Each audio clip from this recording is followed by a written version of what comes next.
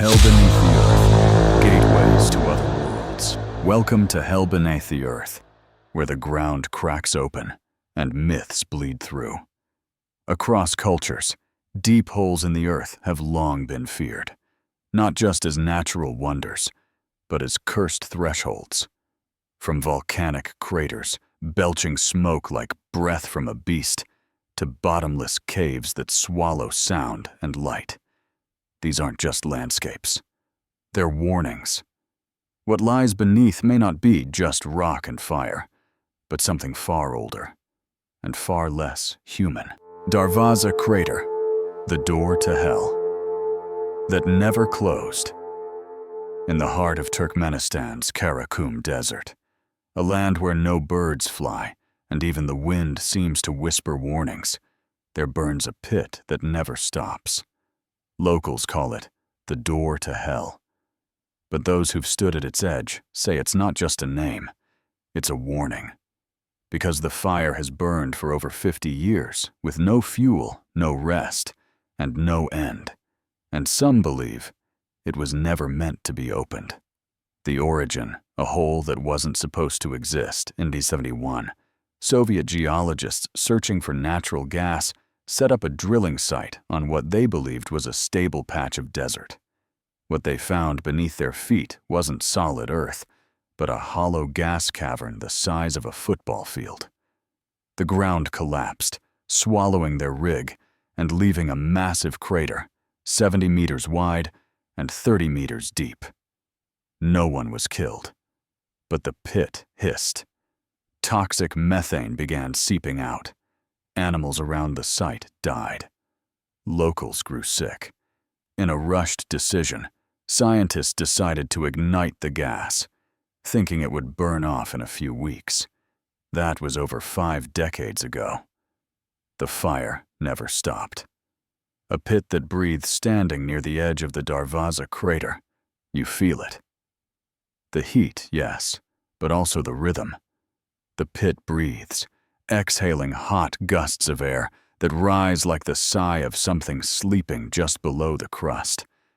Tourists speak of a strange dizziness when they get too close, not just from the heat, but from the overwhelming sense of being watched. Some hear whispers on the wind. Others report sleep paralysis after visiting. Always the same dream. Falling into fire, but never landing. Unexplained disappearances. Though it's never officially reported, local herders have spoken of animals vanishing near the pit. Camels refuse to approach the area. Birds fly around it in wide circles, never directly overhead. In 2002, soldiers from a nearby outpost went missing during a patrol. Their final radio message was filled with static and a single, final word. Open. They were never found. The diver who went in. In 2013, explorer George Karunis became the first person to descend into the pit, wearing a heat-proof suit and gas mask. He collected soil samples, took footage, but when he emerged, he was pale, shaking. He said he saw something down there, not alive, not moving, but watching. He described patches of the rock that pulsed, like flesh, and something deeper, a tunnel, half collapsed, leading downward. His final comment? It doesn't feel natural. It feels prepared. Legends older than the Soviet Union. Nomadic tribes that once roamed the desert avoided the area for centuries. They told stories of a cursed land where fire speaks and the ground whispers your name. One legend tells of a hunter who followed a wounded deer into the dunes. The sand gave way, and he fell. The earth swallowed him. His wife heard his voice for nights afterward, coming from the soil beneath their tent. They say the pit was not created by humans, just reopened. Why it still burns. Scientists have no explanation for why the fire continues. The gas reserves should have depleted decades ago. Some believe the collapse opened a vent to a deeper pocket of methane. Others suggest the fire is being fed by something more than gas. But when a government team tried to seal the pit in 2010, they failed. The earth trembled. Flames surged higher than ever.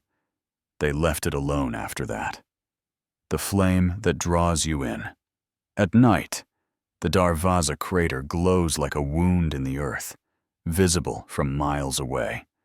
No sound but wind, no motion but flame. People who visit often report compulsions, to step closer, to lean in, to see what lies beneath. One blogger wrote, "It feels like it's calling me, not loudly, just constantly." Another man claimed his brother, a photographer, stood at the edge for over an hour in a trance, only snapping out of it when his shoes caught fire. What if it's not a crater? A final theory, shared only in fringe circles and censored web forums, suggests the crater is not a vent or accident. It's a seal, a lid, and the fire is the only thing keeping it closed. There are signs of ancient containment markings near the rim, carvings in scorched stone that resemble binding runes found in Mesopotamian sites, thousands of miles away. Could the Soviets have unknowingly broken something that predates history? Could the fire be a warning, not a disaster? A final thought. Next time you see footage of the Darvaza crater, flickering, endless, surrounded by silence, remember, the earth is old, its wounds are deep, and some holes were never meant to be opened. So if you ever find yourself standing at the edge of a burning pit in the desert, and the flames seem to lean toward you, step back. Don't listen. Don't breathe in. Because the door to hell isn't about where it leads. It's about what wants to come out. The cave where they still whisper. Atuntunichil Muknal, deep in the Belizean jungle, lies a cave system untouched by time. Its name, in the ancient Maya tongue, means Cave of the Stone Sepulchre. But today, most know it by a simpler, more chilling title, the Cave of the Crystal Maiden. Inside, the walls drip with moisture. The air is thick, as if it remembers the screams once trapped within. And far beneath the surface lie the bones, hundreds of them, the remains of sacrifices, men, women, and children, offered to something beneath the earth. And they say, the cave never stopped listening. The descent.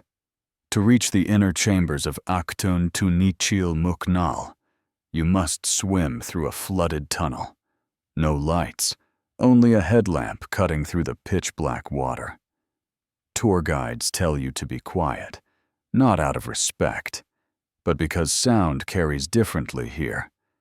Some say the cave doesn't echo, it responds. As you move deeper, the path becomes more treacherous. Narrow squeezes, jagged limestone, strange pictographs burned into stone. Then the real horror begins. The Chamber of Bones. Beyond a ledge, high above the flowing water, lies a dry chamber known as the Cathedral. And there, preserved in the silence and darkness, are the remains of at least 14 human sacrifices. Some were decapitated, others bound. Most were children. But it's one body that gives the cave its name. A teenage girl, sprawled in eternal stillness. Over centuries, her bones have calcified, turning into a glittering, crystal-like shell. She sparkles in the torchlight, a statue of death. The locals call her the Crystal Maiden, but no one knows her name. The rituals experts believe the Maya entered this cave not for shelter, but for sacrifice. It was a portal, a threshold between the human world and Xibalba, the Maya underworld. Here, they performed offerings to the gods, blood, fire, and life. They believed the earth was hungry, and if they didn't feed it, it would devour their crops, their water, their children, And so, they fed it. The deeper you go, the more violent the remains. Some skulls are crushed inward, not by accident, but by ceremonial blows. Tiny bones in corners suggest infant offerings. It wasn't murder. It was devotion.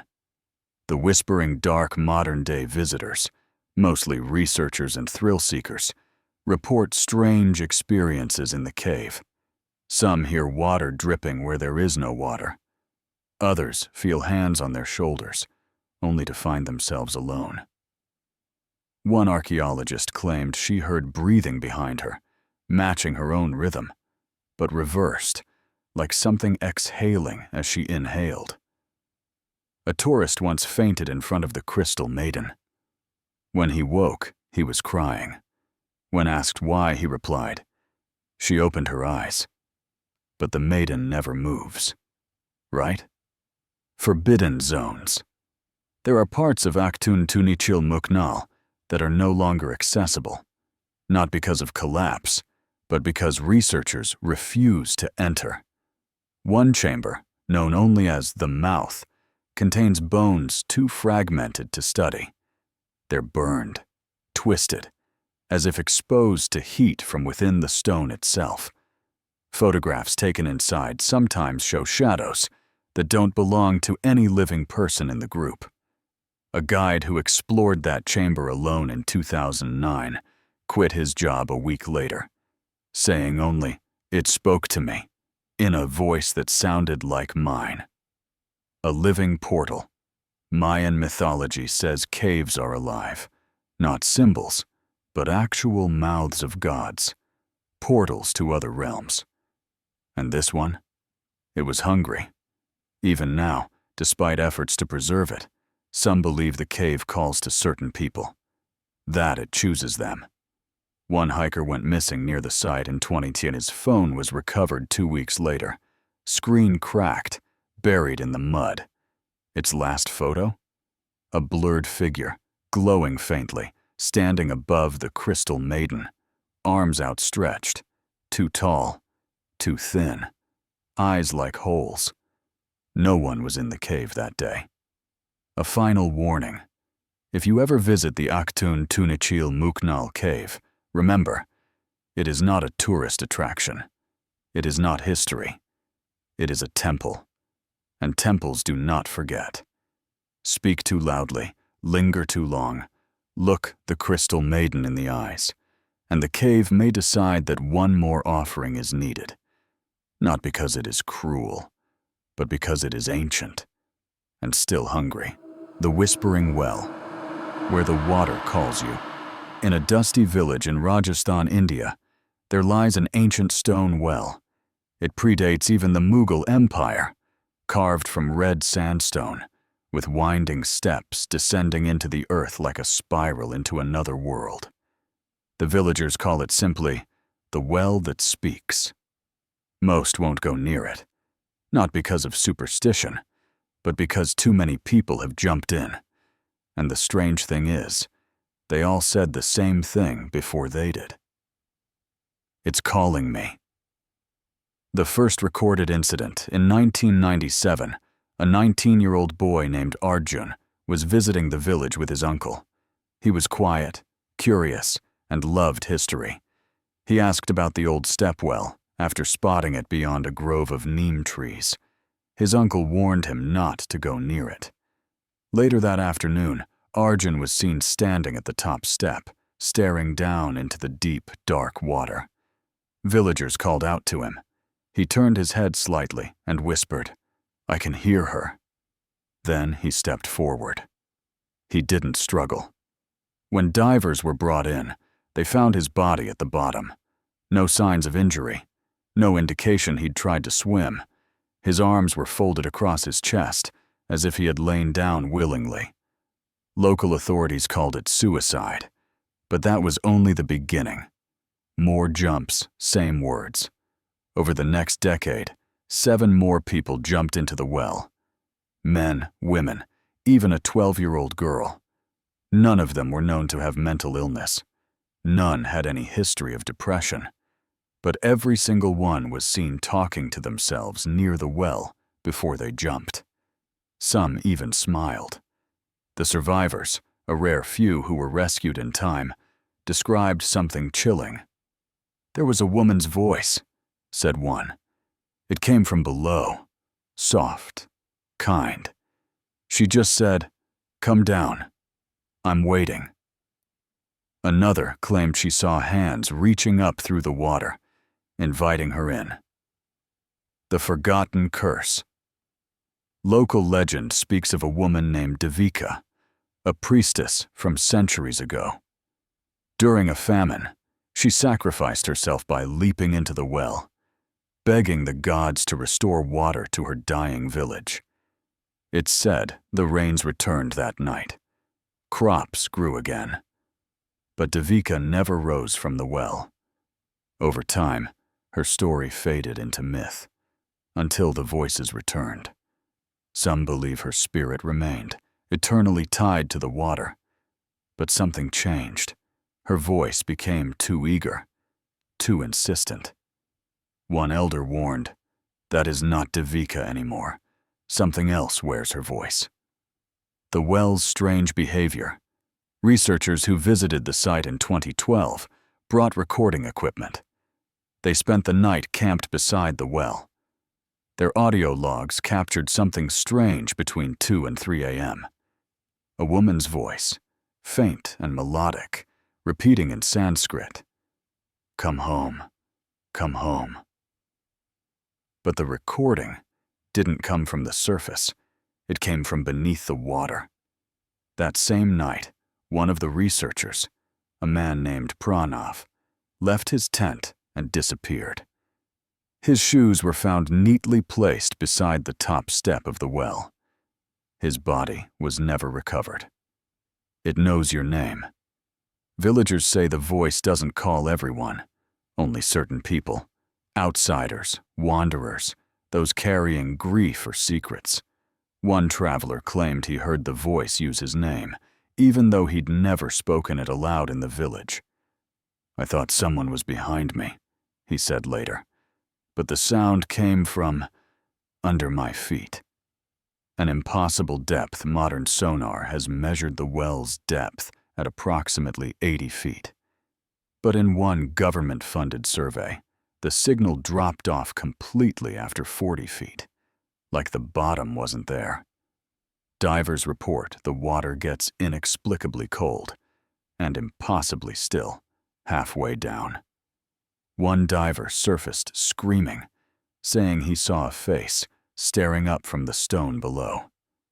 He never dived again. The final clue. In 2020, during an unusually dry season, the water level dropped.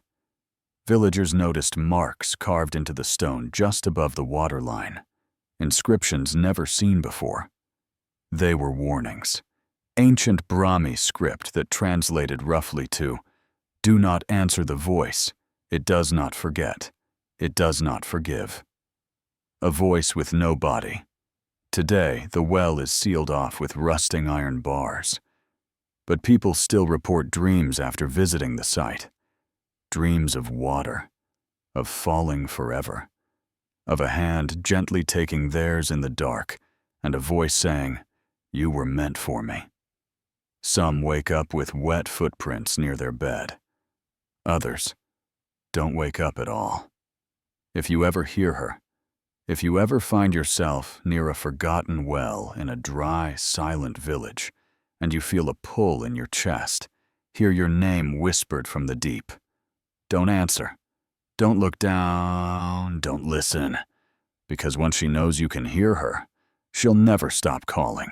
The whispers beneath Paris, voices from the catacombs. Beneath the city of lights lies a city of bones. Over 200 miles of tunnels wind beneath Paris, some legal, most forgotten.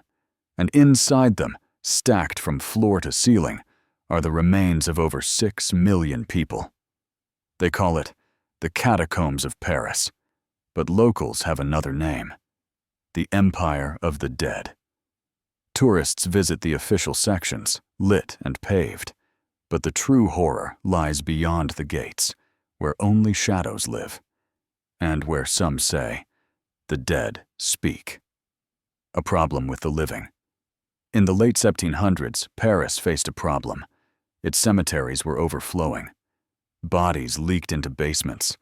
The stench of death clung to entire districts. The solution? Move the dead underground. Over the next several decades, bones were exhumed and placed into ancient tunnels, the remnants of Roman quarries beneath the city. They were arranged with eerie care. Skulls in perfect rows, femurs stacked like firewood. At first, it was meant to be sanitary, but something happened down there. Voices in the dark urban explorers, the cataphiles, have long ventured into the forbidden sections of the catacombs. Some return, some don't. Those who come back often report the same thing. Whispers, soft, close, and in a language they don't understand. Some claim the whispers mimic their own voices. Others say it sounds like prayers, repeated endlessly from cracks in the walls. In one 2004 case, a man's body was found deep in a sealed-off section. His camera was beside him. The footage showed him walking in circles for hours, though GPS showed he was barely moving. He was muttering something over and over. "They're behind me. They're in the stone." The Lost Man video. In 2010, a camcorder was discovered by cataphiles in a chamber no map recorded. The footage? A man, clearly disoriented, panting, holding the camera close to his face. He turns every few minutes, as if being followed. The air grows colder, the walls begin to drip black liquid. Suddenly, he drops the camera. The last thing seen is bare feet entering the frame. The man was never identified. The footage was real. Unmapped chambers. There are tunnels no one dares chart. One in particular, known only as La Voie, is said to twist back on itself endlessly. Cataphiles say if you listen closely at the entrance, you'll hear "Bonjour." "Tu m'entends?" Descends. Whispers always in French, always inviting. A guide once claimed he saw a light in that tunnel, like someone holding a candle deep inside. He stepped forward. His friend held him back. He later said, "It wasn't a person. The light had a face." The Bone Room. There is a chamber, never officially acknowledged, nicknamed the Ossuary Choir. Bones are arranged in a perfect circle, with skulls at the center. In the middle lies an altar of unknown origin, stained dark. Sound behaves strangely there. If you whisper into the wall, your voice returns from behind you. One explorer swears he heard his own voice say, "We missed you!" The disappearing door. Some tunnels are known to change. Markers vanish. Arrows flip. People report turning around, only to find that a tunnel is gone, replaced with solid rock. In one famous case, a graffiti artist known as BLV disappeared in 2013. His tag was later found in a sealed section, behind a wall with no cracks or breaks. No one knows how he got in. Or out. They don't want you to leave. There's a story among the underground community. If you enter the catacombs alone and stay past 3 Oaks Himalayan, the whispers grow bolder. They'll ask questions about your fears, your regrets, your sins, and if you answer, even once, they follow you. One woman said she heard her mother's voice in the darkness, but her mother had died 5 years earlier. A final warning. The catacombs are not empty. They are filled, not just with bones, but with echoes, with memories, with things that remember being human. And sometimes, they're lonely. If you ever enter the Paris catacombs, legally or not, remember, never go alone, never stray from your path. And if you hear a voice that sounds like someone you love, don't answer, don't follow, don't look back. Because once they know you can hear them, they won't stop whispering. Mount Osore, the mountain that speaks to the dead, in the far north of Japan, where the wind smells of sulfur and the earth steams from deep underground, lies a place that is said to be one of the gateways to the afterlife. Its name is Mount Osore, Osorezan in Japanese, and it translates to Mount Fear. Here, the mountains whisper. The lakes reflect not just your face, but your memories. And once a year, people gather at this volcanic land of ash and fire to do the impossible. Speak to the dead. The land of the dead. Mount Osore is no ordinary place. Located on the remote Shimokita Peninsula, the landscape is harsh and desolate, scattered with bubbling pits of sulfur, gray rocks, and dead trees. It resembles another planet more than it does Earth. But to the Japanese, it resembles something else. The underworld. According to Buddhist tradition, this is where souls arrive after death to cross the Sanzu River, Japan's version of the river Styx. It's said that if your soul is burdened with sin, the crossing is painful. If you died unjustly or with deep longing, your spirit may not cross at all. It may stay here, waiting. The Itako ritual. For centuries, a group of blind women known as Itako have gathered at Mount Osore. They are spirit mediums, trained from childhood to enter trances and allow the voices of the dead to speak through them. Every summer during the Osorezan Taisai festival, mourners from all over Japan travel to the mountain to sit across from the Itako and ask them one question. Can I speak to them again? And sometimes, the dead answer. Words from the beyond eyewitnesses say the most chilling part isn't that the Itako speak in other voices. It's that they say things they could not possibly know. One woman, who lost her son in a car crash, asked to contact him. The Itako lowered her head, then began speaking in the exact tone and slang of the boy. He talked about a gift he'd hidden in a drawer, something no one else had ever found. The woman searched after the ritual and discovered it, a folded paper crane with a note inside. It read, "I'm sorry I left first. Please don't cry so much. I'll wait here." Not all spirits are kind, but not every voice that comes through is gentle. Some mourners have collapsed mid-ritual, screaming. One man clawed at his ears, crying, "That's not my brother! That's not him!" Another Itako stopped mid-trance and gasped, shaking violently. When asked what happened, she whispered, "It wasn't a spirit. It was something older." She never performed the ritual again. Night on the mountain. Though most leave before sundown, some stay overnight on Mount Osore. They speak of hearing footsteps crunching through gravel when no one is walking, of whispers in the sulfur fog, of dreams where dead relatives appear, not in memory, but as they are now, waiting in some vast gray land. One camper claimed he awoke at 3:33 a.m. to the sound of a woman sobbing behind his tent. When he stepped outside, no one was there, but the crying continued from inside the rocks.